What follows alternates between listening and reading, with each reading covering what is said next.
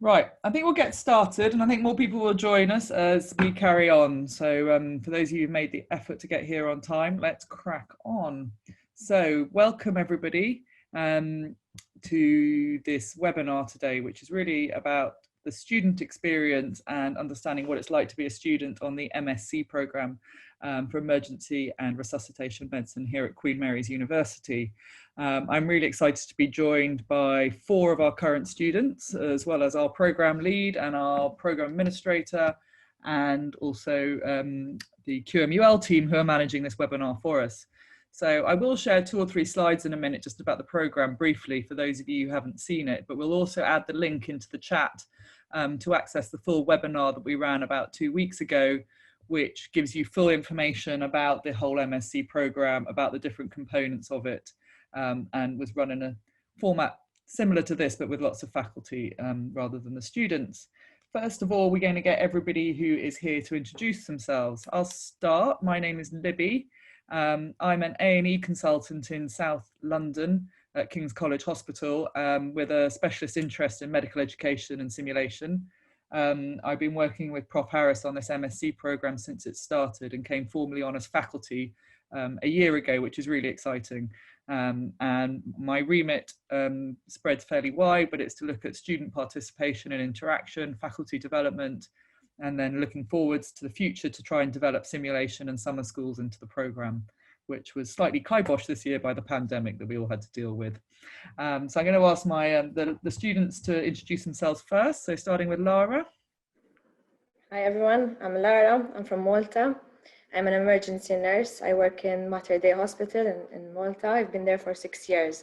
And I also, we're like paramedics because we were trained in hospital and pre-hospital as well. So we also go on ambulances. It's part of our training program. I'm also a resuscitation instructor where we train other people and other nurses and doctors in the wards. Hello everyone. Great, thanks Lara. Matt, over to you. Hi, I'm Matt. I've just finished the 2nd year of the MSc, as well as the way I accessed the MSc was part of a fellowship in resuscitation medicine. So I haven't maybe gone through the same route as some of you will, but I've just done 2 years of both the MSc and also rotating through 3 London hospitals. And I'm now resuming my training career as an ST4 in emergency medicine. I also have an interest in pre-hospital emergency medicine, which is a component of the masters that I also really enjoyed. Brilliant, thank you so much, Matt. Sam. Hi, I'm Samuel, and I come from Switzerland. I work as paramedic in a small town there, and yeah, I reached the highest grade I can have in Switzerland as paramedic, and I was looking for something new, so I discovered online that there was a MSc available in distance learning, and that's why I'm here. Brilliant, thank you. Tim Edwards. Hi, I'm Tim. So I'm also a paramedic, but I work in London, and I accessed originally the postgraduate diploma part of the programme, having told myself I wasn't going to do another master's degree, and now I've ended up signing up to year 3 for my sins. So that's how I ended up here. Brilliant. And just to introduce the other faculty who are on the call with me, Chris. Hi everyone, I'm Chris. I'm the Programme Administrator, as well as running this MSc. I also run 3 trauma MSc programmes, all distance learning. If you hadn't been in touch with me at all yet, I'll be your main point of contact for most things and hopefully supporting you through your 2 to 3 years. Great, thanks Chris. And Tim Harris. Good evening to you all. Thank you to all our students for joining us, and thank you for showing interest in joining us. So my name's Tim Harris. I obviously have an interest in resuscitation. I formed this MSc after completing training in emergency medicine, pre-hospital care, acute medicine, paediatrics and intensive care, because that was 8 years of fellowships. And I think 8 years of fellowships is something that probably reflects an internal personality disorder, but I'm hoping that through this MSc, those of you that share a passion for resuscitation medicine will learn. And it's been great fun putting it together. The faculty are awesome and the students are even more awesome. So I look forward to hearing what you've all got to say. And Libby, thank you for chairing this session. Not at all. So yes, if you thought you were a glutton for learning, then Tim is definitely a glutton for learning. And yeah. Anyway, thank you everybody. So I'm just going to share 2 or 3 slides just in case people haven't joined us previously about the MSc. It's going to be very brief so that we can then get on to the meat of it, which is listening and talking to our wonderful students. Right, can you see my PowerPoint? Perfect, thank you. Okay, welcome everybody. So this is an MSc program. It runs over 3 years. The first year is a PG cert, second year is a PG postgraduate diploma, and then the third year, if you complete it, that works up to an MSc. And it's based at Queen Mary's University of London, which is based in East London near the Royal London Hospital. But it's a distance learning MSc. So the joy is you can join from anywhere in the world, and I'll show you later how far away our students come from. Why should you, next slide, where's it going? So question is, why do you think you should come and study with us, and why would we like to see you? Well, we hope that you've got a subspecialty interest in improving your emergency care, whether that be from the medical, the nursing, or the paramedic perspective. And actually you're interested, you're curious, and you really want to take your learning to the next level. Have a chance to get stuck into what the pathophysiology is, to think about what the current literature is, and become a more critical and a more academic approach to your emergency medicine. And hopefully through this will lead to better patient care. And obviously that's what drives us all, is how we're going to treat our patients and give them the best care we possibly can. And we really hope that actually by running an interprofessional MSc and merging these groups who work so tightly and closely in order to provide the best care to patients in this sort of horrible state that they find themselves in, that we can actually improve patient care through understanding each other's roles and supporting each other better. It will also help lead you into a leadership role because you'll have a much stronger academic understanding of emergency medicine and resuscitation. You'll be able to take a more critical approach to what goes on in your workplace. You'll be able to challenge people with confidence and really understand why you might do those tests or use those diagnostic studies, or why you really actually don't think what they're doing is the most appropriate, and are they up to date with the most recent evidence. And that will give you a really strong foothold in moving forwards in terms of leadership and becoming a leader in your field. And finally, we hope and we know that a lot of us in emergency medicine love to teach. We have such a rapid turnover of people coming through our departments. You know, we're such a busy part of the hospitals. Teaching is important, not only for the juniors, for our contemporaries, for our peers, for our seniors, and also teaching our patients. I find it's very much a public health job working in emergency medicine.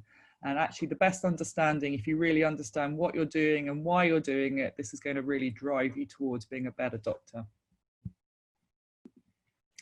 So the faculty, this is the core faculty who make up the central leadership team within the emergency medicine MSc program. And we have Tim, who you've just met. Ben Bloom is an academic emergency medicine consultant based at the Royal London. Tessa Davis is famous from Don't Forget the Bubbles, if any of you follow them on Twitter and keen on your pediatric emergency medicine, and she leads on our pediatric element. Paul Rees is an interventional cardiologist and a pre-hospital and a military doctor who's very keen on sticking large lines and tubes into whichever part of a patient's body he can get access to. There's myself, there's Stephen Thomas, who's originally from North America, and he led some amazing residency programs. I think it was at MI, oh, get it wrong, on the east coast of North America. And now he works as a doctor, emergency medicine doctor in Qatar, which is where Tim's also currently based. And he's got a lot of experience, and he leads our year 3 in our dissertations, and he's got a strong research background. Daryl Wood is originally from South Africa. He now works in London. He's got a specialist interest in snake bites previously, but he's an all-round great doctor and traumatologist, and he's now leading on the trauma elements of our emergency medicine course. And there's Chet, who is not only a doctor, he's also a qualified dentist. He's done PhDs in emergency medicine and in dentistry, and he runs a tiger salvation charity based out in India half the year. And not only can you be remote as the learners, but we can also be remote as the educators, which is great. Along with all these core team, we have people from all over the world who come and join us and who've contributed to our lectures. And through our connections and contacts, we're able to draw on some of the best minds in emergency medicine from all around the world.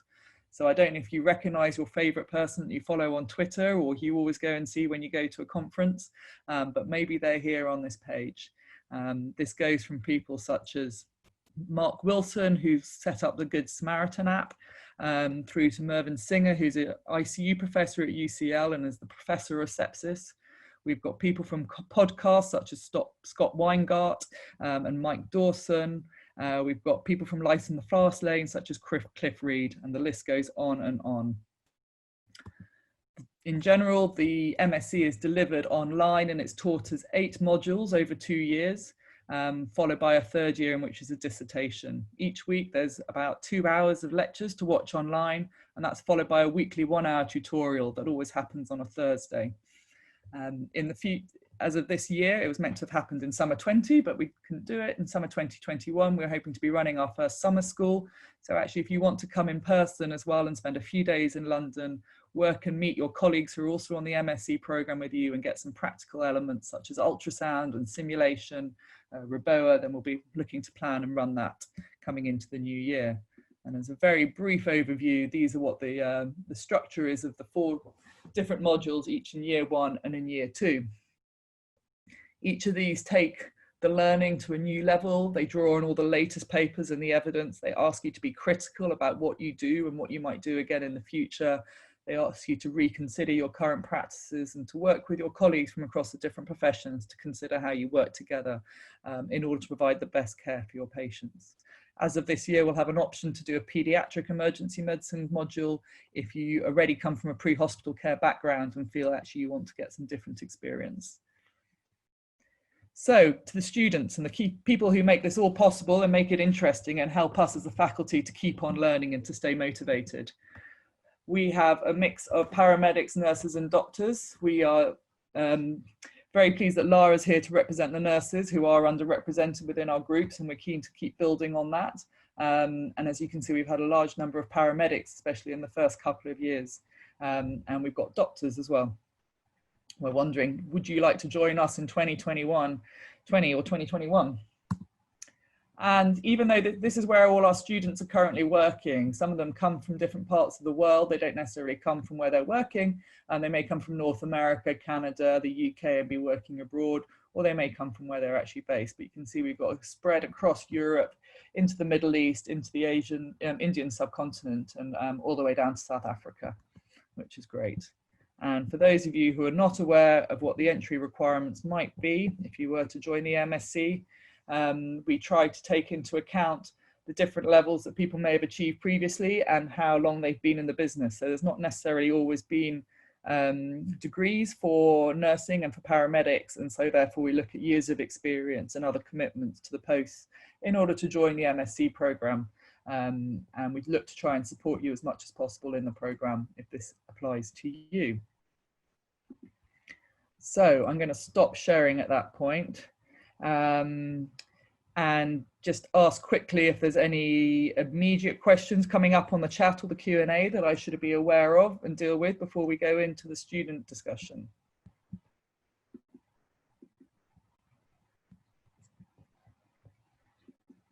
Anybody got anything for me that I need to be dealing with? You're saying, you're nodding, Chris. On the Q&A tab, Mahendra's made some very good questions. You just muted yourself, Matt, or I muted you. Mahendra, good day. Matt was just saying there's a couple of questions directly on the Q&A. Mahendra's asked how frequently are the webinar classes or tutorials online, and is it a lecture-based classes or discussions? Great, so the webinars, the tutorials are online and they're once a week during the 8 weeks of each module, and they always happen on a Thursday. So the idea is you can plan your diaries and your shifts and persuade nice people to swap with you so you're available for those. And the actual content is delivered as online lectures, so you can watch them in your own time and they're uploaded every week, and you've got access to those so that you can watch those and go through you can download the PDFs of the slides, you can watch the lectures, you can do any additional reading and get prepared in time for the tutorial. In the tutorial, we're trying to make it more and more conversational, and as the technology for online learning improves, this is going to get better. So our students here will have done a lot of that's done through a lot of written chat, but we're hoping to be able to get more conversational chat and breakout rooms and things coming into the tutorials going forwards. I see the question about MCQs has been answered. All the assessments across it are based between a mixture. There's an MCQ for every module, and then we've got either written essays, we've got critical appraisals, or we've actually got oral presentations starting from 2021 as part of the assessment, and that'll be coming in. There's lots of reading lists that are put up as part of the MSc, and they direct you to what you should be reading, what's going to help you within that. Maybe one of the students wants to answer this though. What are the materials or textbooks reference you propose or encourage to read for regards to this MSc program? Top tips, guys. Perhaps I'll start. I don't think that there's a single textbook. I think the reason for that is the old adage of a textbook's out of date as soon as it's printed is quite appropriate. So every year the lectures will be revised in view of latest evidence, and even some of the assignments will, I can remember the cardiology one that I did, after the start of the module, a massive paper came out describing some new higher quality evidence that related to that assignment. So the reading lists are important. They are very comprehensive. There's a lot on there, and you are well directed and supported to good sources. And in addition to that, there's no concerns about using what known as FOMED, free open access medical education sources either. That's not looked down upon, and even your peers will be able to make comments in real time at the weekly seminars as well. So there isn't a textbook, but that's because the aspiration is for us to learn beyond what a given general textbook could teach you. I think that's what I would say. I don't know what my peers would say.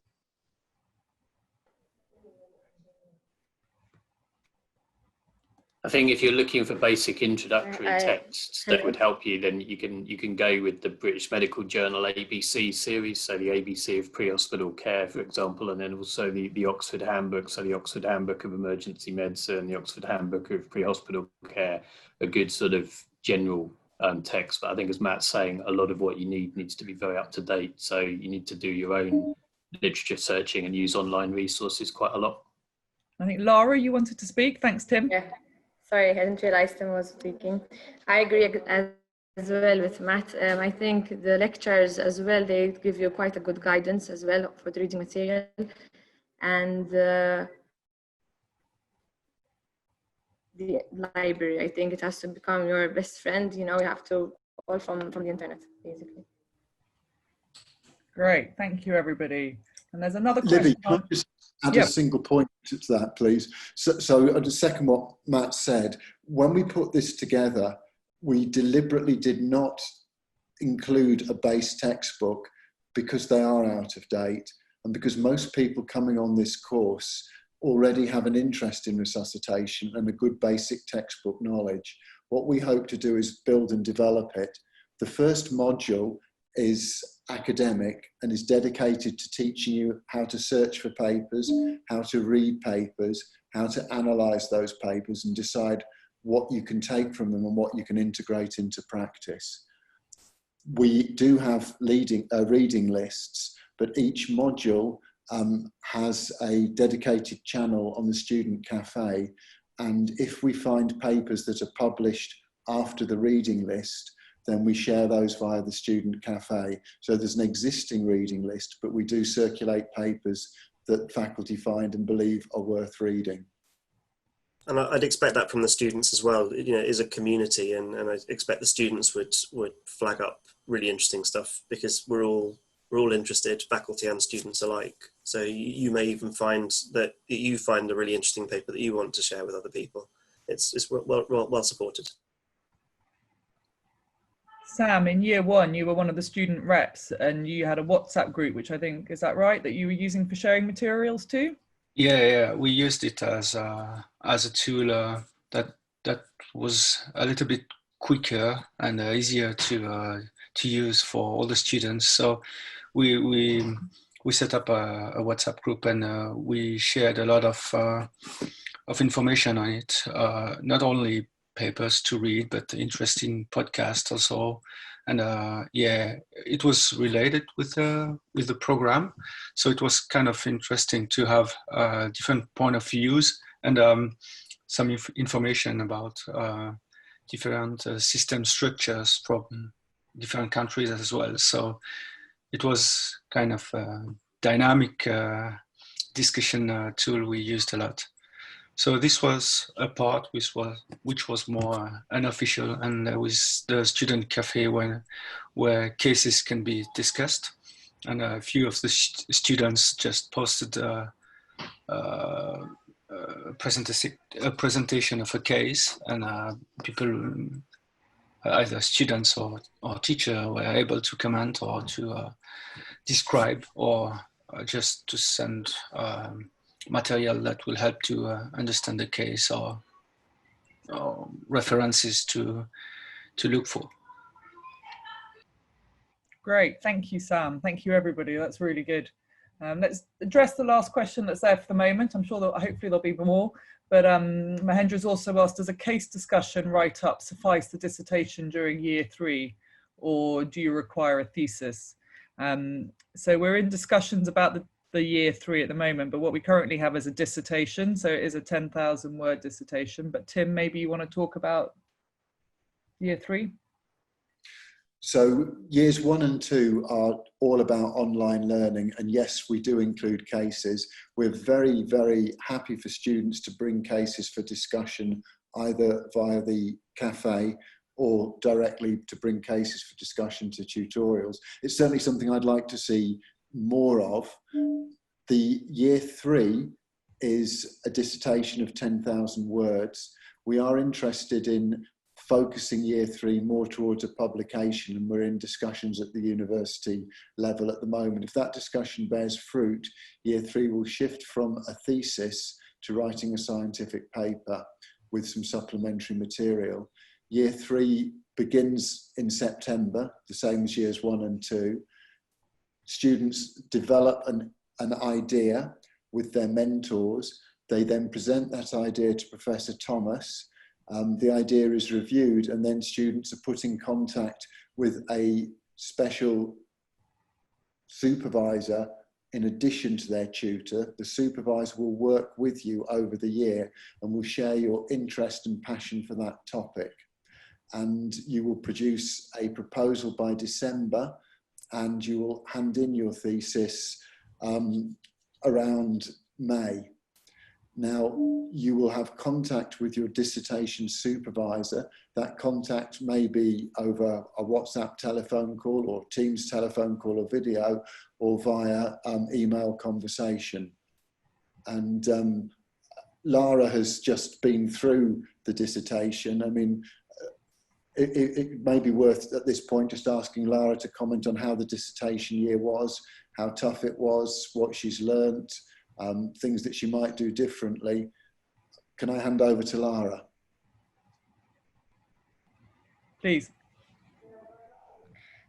So obviously it's a bit different than the first 2 years. Since the first 2 years, it's more planned, you know, it's every week, you know what you have to do, what lectures, what reading material. Year 3 is more obviously solo. So you need to, I think, in the first 2 years, how you search and everything is very important. So it will help you throughout the 3rd year. It's a bit more challenging, as I'm saying, because it's obviously until you get the topic and until you get this process going. But obviously with the help of the team and from my supervisor, from Tim, obviously it's easier because, you know, he guides you in every way and you can finish the product on time. It was a bit more challenging this year, obviously because of the COVID and everything, so it made it a bit more challenging. But in the end, I mean, if you get your timeline, I think that's the most important thing. You get a timeline and you stick to the dates. So even you have time for corrections and to proofread and everything. And I think it's doable as well. Great, thank you, Lara. So while we're talking about experiences of being on the course, Sam, you've just finished year 1. Maybe you could give us your reflections on what's been the highs and the lows and the challenges and the benefits of your first year of doing this MSc. Yeah, I think the most challenging part is managing 2 lives together. So the student one and the professional one. So it's sometimes hard to follow up with the tutorials and to be available for all the reading we have. So there is a lot to read, and I think the goal with that is to help to have a critical thinking about all what we do.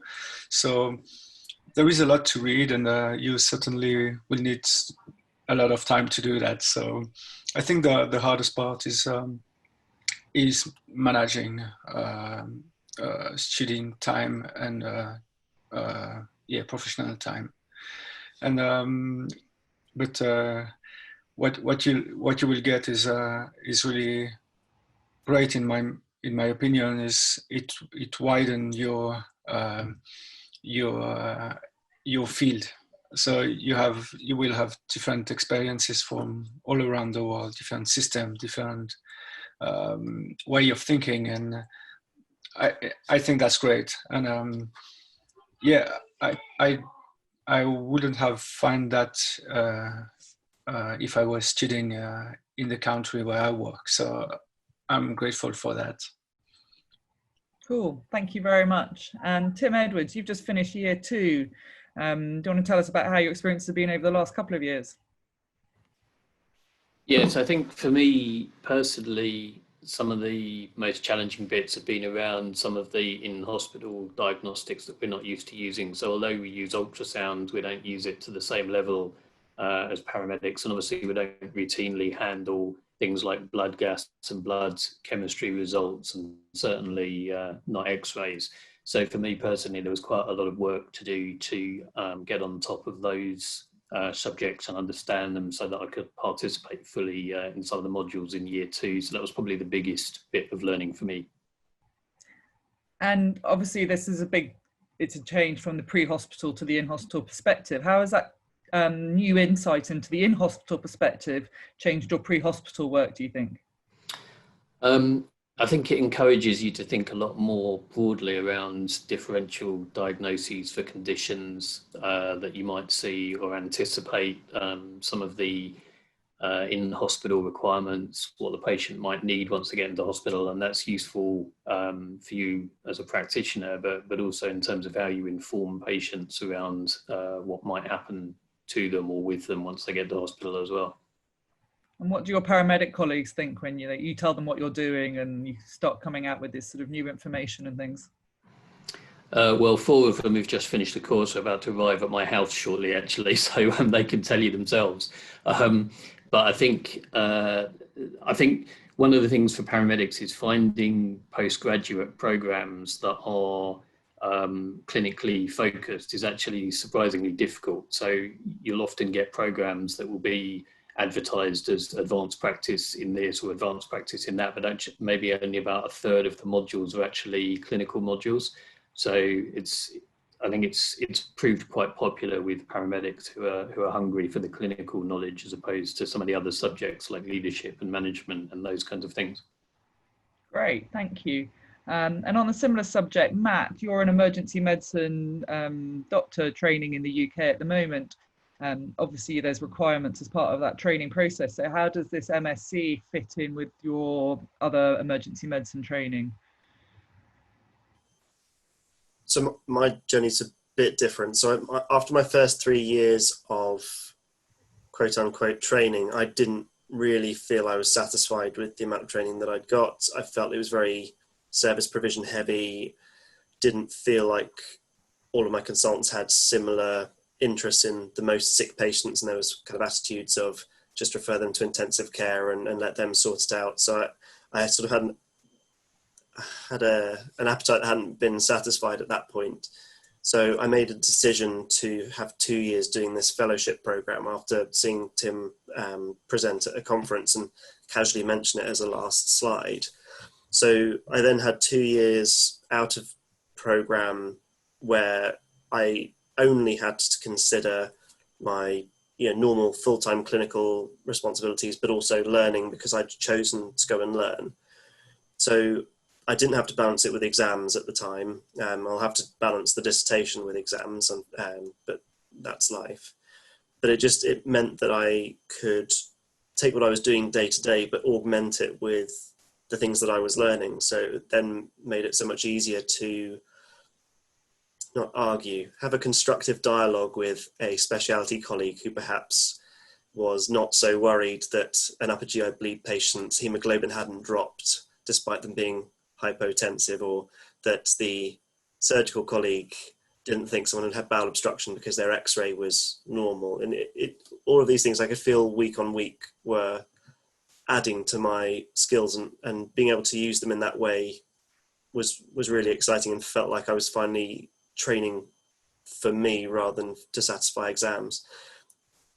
I think a lot of this goes beyond what the Royal College of Emergency Medicine would expect at fellowship stage, and I think Tim Harris was clear on that when he spoke to me about it. There's also large areas of the RChem curriculum this wouldn't touch, so it's not a direct substitute, but it's a fantastic way to augment what you need to know to be an emergency physician. And I've really enjoyed how much it's challenged me and pushed me, and I do feel a very different clinician to when I started.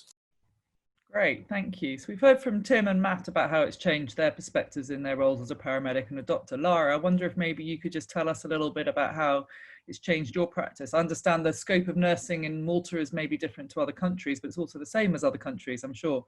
So how has it changed your scope of practice as a nurse? I think it was a very great opportunity when I found the master's, because it was a bit of a combination of two. It was mostly in hospital, but also pre-hospital. So for us, it was a gain for me because I could see two perspectives, joined together.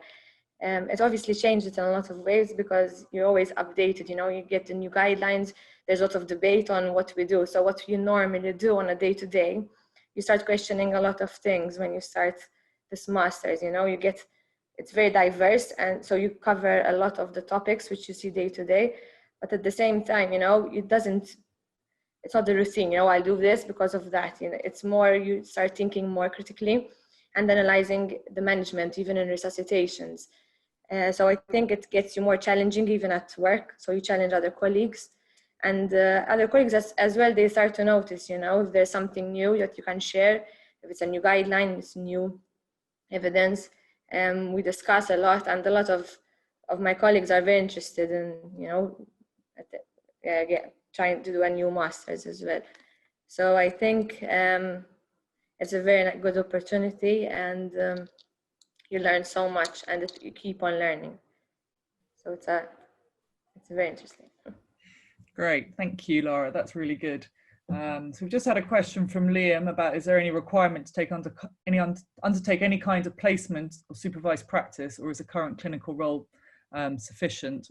So that within the MSc program, there is no requirement to do any specific clinical practice or to link it to anything, but I'm just resharing that slide I showed earlier on about the experience that we'd expect people to have prior to coming into the MSc program, because we want people to have a baseline understanding, to have been working within emergency medicine and pre or in hospital before they come into it, so that they've got something to build on. And I think this is just a really key part of it. So there's no portfolio, there's no sign-offs that you have to do clinically during the time. This sits completely separately to your clinical work, but hopefully complements it in a different way. So hopefully that answers your question for you, Liam. Do please post more questions if you have them. If you want to direct them towards anybody specifically as well, then you're more than welcome to, if you do go for that. In the meantime, I was interested if everybody had any comments on if they think the MSc has had any effect or changed your sort of career prospects, and how you plan to move forwards in the future within your careers.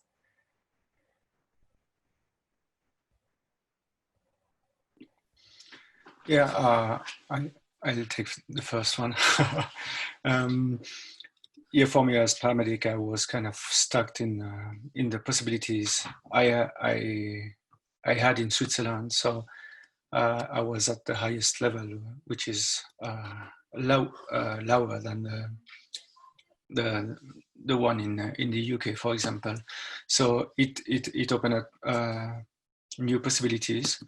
So I'm not really sure what I will do afterward, after this master, but this is a step further, and I think it's really useful for, at least for paramedics here, to have the possibility to join an academic program.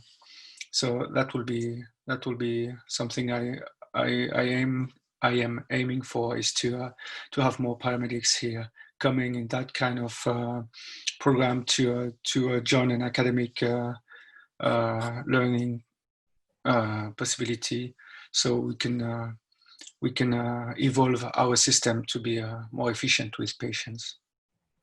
Great, thank you, Sam. Anybody else? I'm happy to go.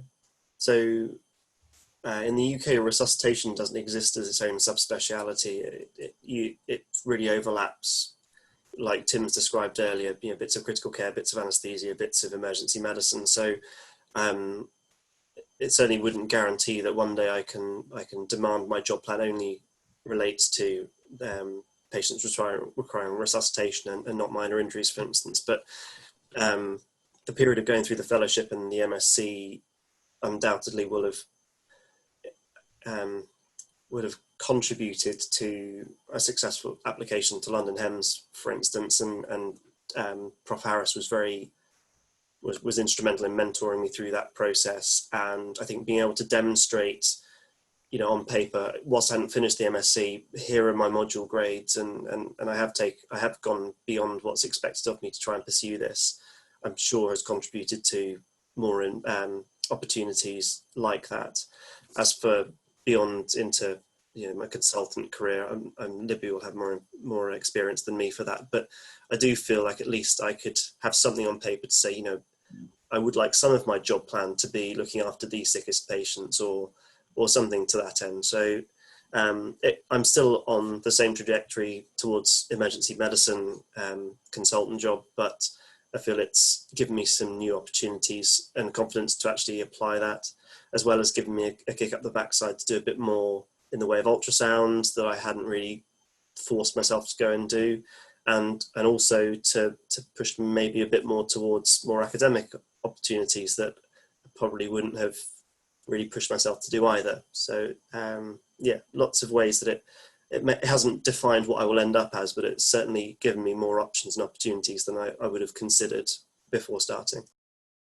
Thank you, Matt. And I think Chris or Tim will know, but from the other MSc programs that have been running a lot longer, there's certainly a certain proportion of people who carry on into more academic careers, having been through those trauma MSc programs, or progress on into doing PhDs. One of our own faculty is doing a PhD in trauma, having done the MSc in trauma, and now he teaches on our course because he's emergency medicine as well. So for those who are interested in pursuing academic careers, it is one way of going forwards into that and developing up to that level, because certainly most PhD programs require a master's before you join it. Tim or Lara, anything else to add about how you think it's changed your future or going forwards?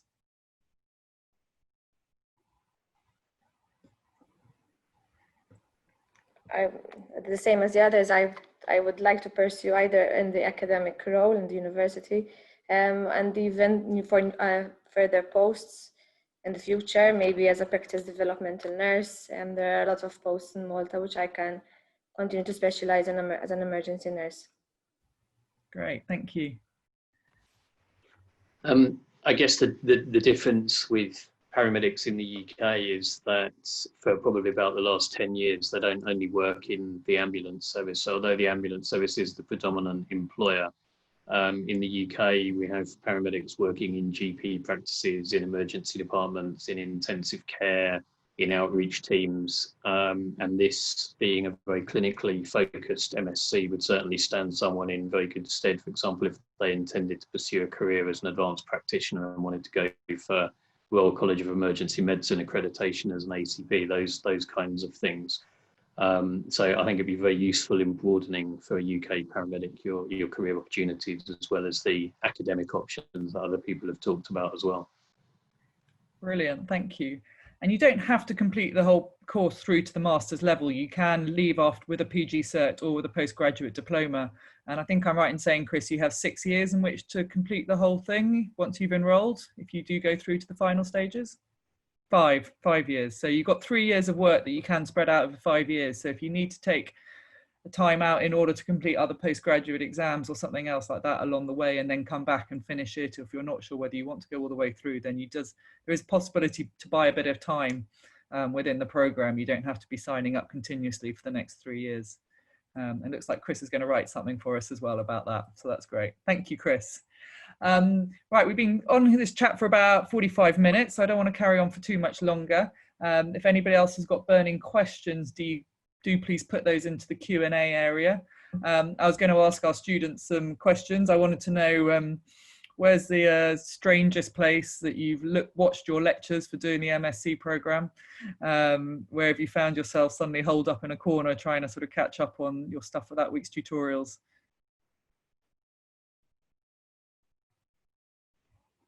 I've had to squeeze some in on the bus a couple of times. It's not ideal. I prefer taking notes, but there have been times where the module has been progressing at a fast pace and I've needed to do some catching up somewhere. So probably the bus, hoping that people don't look over my shoulder at gory pictures on the slide set, probably.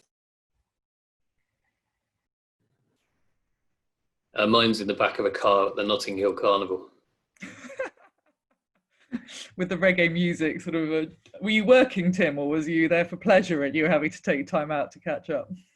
I was working, but it's also for pleasure, yeah. But I definitely needed headphones to hear the lectures.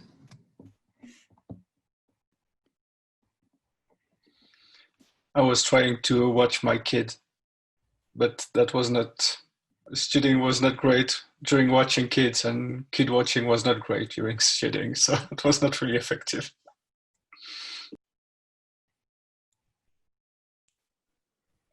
Once it was in an airport, but other than that, it was always in my studying on my own.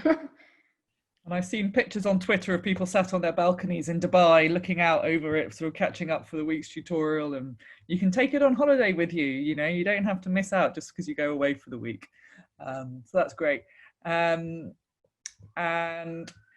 do you find that actually with the work, do you try and sit down and do it all in one go to prepare for the week, or do you sort of do it in little bits and pieces and sort of space it out through the week? Or does it depend on how your week's looking? How do you tend to sort of manage your time when you're going through the first 2 years of modules? For me, I used to divide it during the week. So I see how my schedule is with my shifts, and I used to try and study before and after shifts. So I had a bit of a timetable. Being it online, it's much easier because you can actually pace it out at your own time.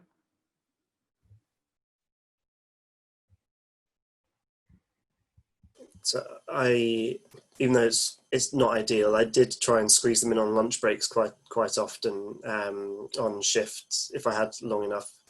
I recently became a father, so sort of 10 months ago, so partway through the MSc, and after that I pushed myself to try and get through the lectures quite far in advance of the assessment, whereas before I would do it religiously sort of every week just so it stayed current. But as discussed before, you can be flexible with it, and you know, it's very pragmatic. You know, everyone on the course will have very different life circumstances. So yeah, I would normally have done week by week, and I would recommend trying to keep on top of it because it's quite easy to get behind by a few weeks, and it is several hours work every time that happens. But you know, everyone who applies is a hardworking, diligent person. You'll figure it out pretty quickly, and it's not the worst thing to have to go back and watch a few hours of lectures when they're this interesting. Having children can be distracting, but also very focusing for trying to fit things in at the right moment. And this ties in with a question that's come through from Rachel about the tutorials. Are they on set days, or are the set days mandatory, and can they work, or can they be watched in the evening or the next day? So we keep the tutorials on a set day. They're always on a Thursday so that people can plan going forwards into the future for the whole of the year as to when those tutorials will be, but you can also catch up on them because they are all recorded for watching afterwards. And Chris keeps a sort of a monitor on who's registering, at least to make sure that they may be able to attend the tutorials, because actually even saying that you might be able to attend a tutorial counts as attending it, because it shows you're engaging in the program. So that's important. Sam, I know you have to struggle with managing children as well and fitting your studying in around your shifts, and Tim is a professional studier who's got lots of colleagues who've just walked into the room, so you use study groups then, Tim, to all learn together? Yeah, I think it's whatever works for each individual. So I have to say I wasn't very good at planning the lecture time, but the fact that the lectures are pre-recorded, it means that you can access them whenever you need to. Great. So there's one more question for Chris about payment plans and options on that, which you'll answer on the Q&A over there. But other than that, I think unless anybody's got anything else they want to say, we're going to start wrapping it up at this point. Just if each of the 4 students, maybe if you just want to share a couple of words of why you would encourage somebody who's listening to this webinar to sign up to the MSc, what would that be? Sam, I'll start with you because you've moved into my top left corner. Yeah, thank you.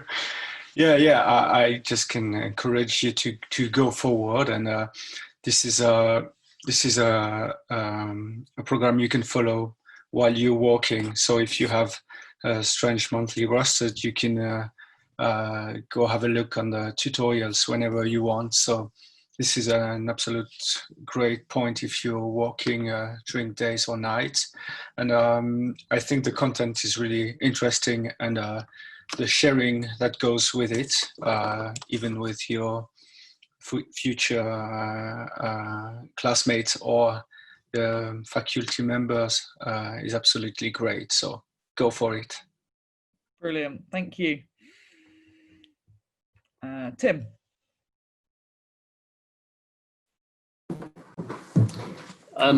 So I think for anybody, it's a good clinical course. Like I say, very strongly clinically focused, and that was the thing that attracted me to it. So you will need to put in a lot of background work to get the most out of it, but it's certainly a well-renowned course that's gathering an international reputation, so I'd encourage anyone to apply for it. Great, thank you. And Matt, you're next on my screen. I would say don't do it lightly. Have a proper think about it. Also, don't do it without telling your partner if you have one. That probably wouldn't go down well. There is an opportunity cost to doing it. So if you're doing this outside of your already clinical commitments, then you're going to have to sort of put some other stuff to one side with it. But if you genuinely think this is something that you'd be interested in, if you think this is something that you can make a bit of space for in your life, I would be very skeptical that you'd get a higher quality faculty. You know, it is a real who's who of international resuscitation medicine. It's at a really, well-renowned university. The distance learning aspect of it, whilst it limits, for instance, face-to-face interactions with your peers that you might have in a campus university, it does afford you huge amounts of flexibility. So it's well worthy of your consideration. And if you are going to do it, just throw yourself into it, and you will just get so much out of it. And I really hope that you strongly consider doing it. Brilliant, thank you. And Laura? I think it's a bit of a challenging 3 years, but it's very rewarding. Your volume, we need to get your volume a bit better, Laura. Hello, sorry. I think it's a bit of a hard 3 years. It's a bit challenging, but the reward. Can you hear me? Yes, we can hear you better now. Lean forwards, that's great. But it's very rewarding. You get so much out of it. The topics are very clinical, as the others are saying.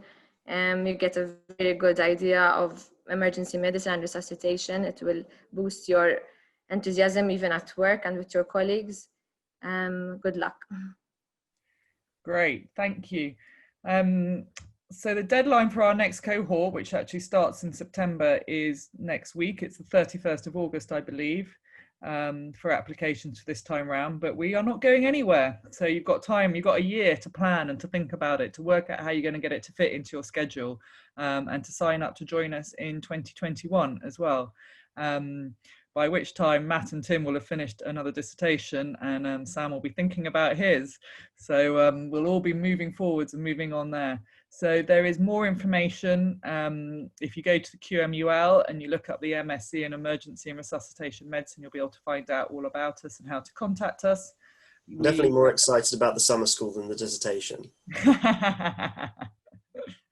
We've got a lot of work to do on the summer school, but Matt's going to be there teaching you all, so it's fine. You didn't realise that, did you? Well done, Matt. And when, yeah, it's going forwards. If you've got further questions, please do contact us. We're going to send out a recording of this webinar today to everybody who's registered. You can share it with your friends. Maybe don't share it with your families. And we just thank you all for joining us today. It's been a real pleasure. Yeah, thank you very much. In particular, thanks to Sam, Tim, Matt and Lara for giving up your time and for all the fantastic input that you've put into the course. You know, the best thing about education is working with people that want to learn. It's the single most inspiring thing in my life. And I'm very grateful for you giving us your time tonight. And Chris and Nashumi, thank you very much for being here. And Libby, as always, for your fantastic leadership and sharing. And to you that have come to learn from us and to express interest, thank you for giving up your time. Please do contact me anytime. My email is t.harris@qmul.ac.uk, and of course it's on the website. And I wish you a very pleasant weekend, even if you are in gloomy Blackpool. If it makes you feel any better, I'm in hot and sweaty Qatar, where it's about 40 degrees and 100% humidity, and I've got water dripping down the walls. So, you know, heat is not all good. I think Lara's probably got the best climate, right in the middle. Yeah. Even here, it's quite hot. It's 38 degrees today. So. Summer School 2022 in Malta, is that it? Summer School 2022 in Malta, yeah. Well, they've now got campus in Malta. We will welcome you here. Oh, thank you all. Thank you, Sam and Tim and Matt and Lara, especially, as Tim said. It's been really good. And have a lovely evening, everybody. Thank you. Take care.